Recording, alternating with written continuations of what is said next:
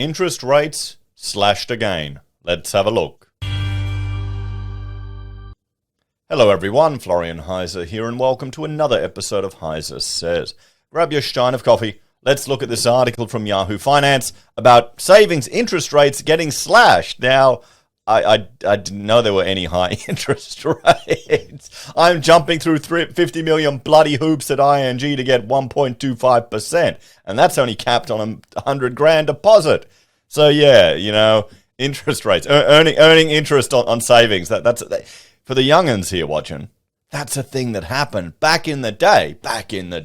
You know, I need a story time special effect. I'll have to find one. But back in the day, you know, you'd earn interest on your money. You'd have it sitting in the bank account, and, well, money would miraculously appear there every month. You know, up to 5%, even higher at some stages. Insane. Could you imagine that? Doing nothing and getting free money. Okay. Westpac slashes the market leading savings rate. Westpac cut its savings rate by up to 0.5%, including its popular 3% life savings account. Wow, they had a 3%. I'm impressed by 3% savings deposits. That's sad.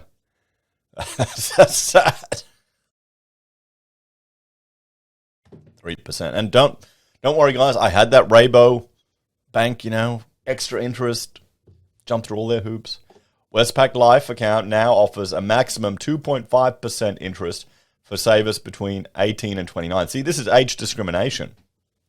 Savers older than this can now access a maximum rate of 0.3% after the bank cut that rate by 0.1. Wow, 0.3%. You know what? I'm going to bring up, what is it? RBA, do they have the inflation rate on here, or ABS? RBA would have it. Let's jump over to this website here. And what's the inflation rate, Mr. RBA? Oh, 3.8%. So be happy with your 0.3%, everyone.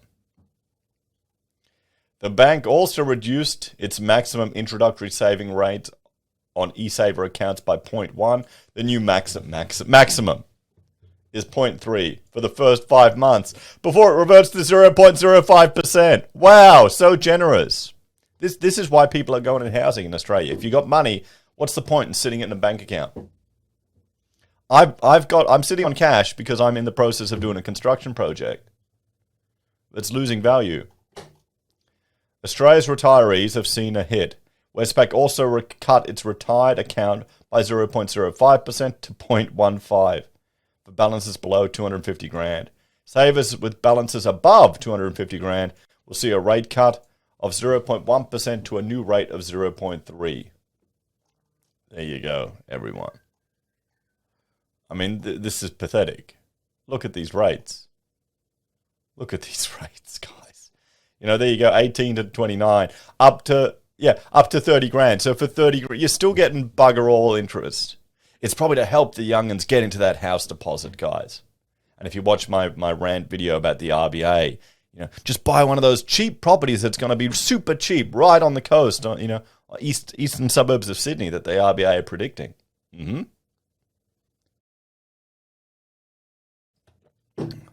What a joke. What a joke.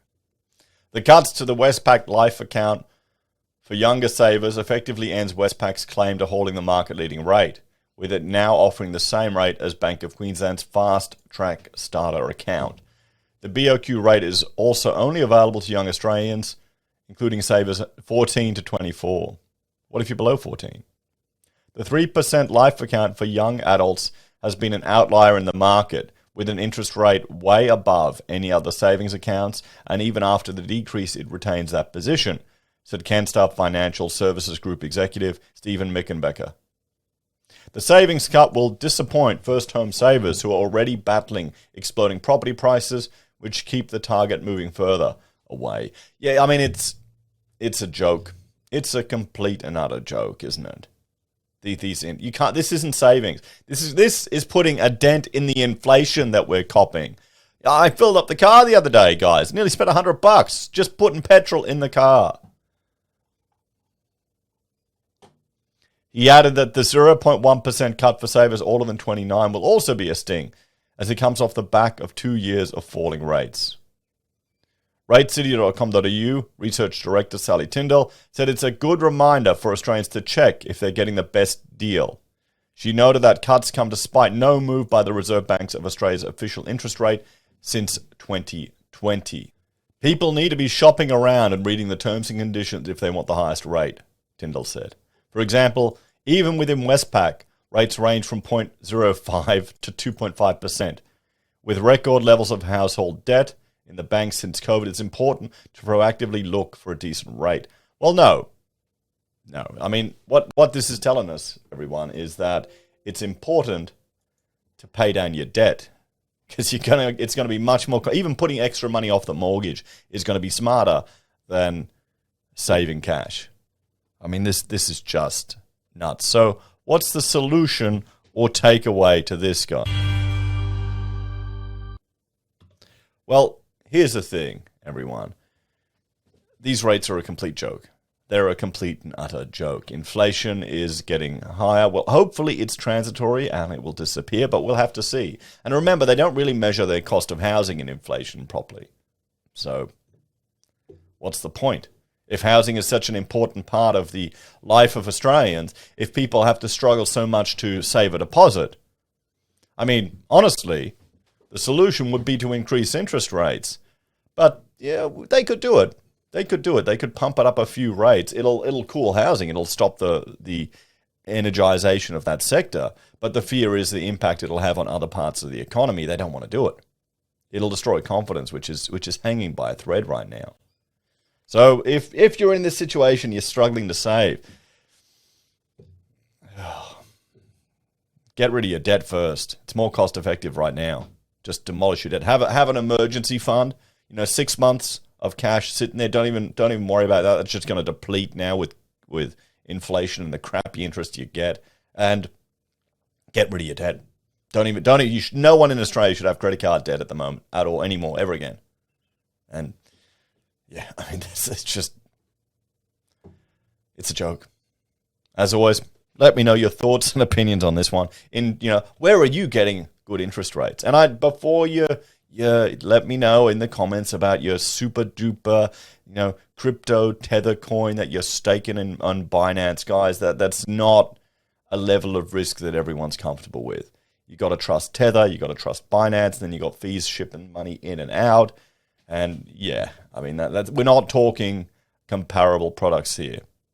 And I mean, sure, if you want to go ahead, go nuts. But a lot of people don't want to put all their house deposit in, dependent on a company registered in a dodgy island and another company registered in a dodgy island. As always, let me know your thoughts and opinions on this one. How much interest rate are you getting on your savings? What's the highest you're getting, guys?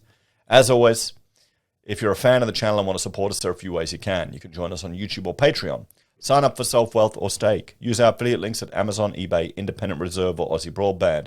You can buy our merch from HeiseSays, use Gold Pass from the Perth Mint, or support us via PayPal. Take care, everyone. Have a great day. I'll see you next time.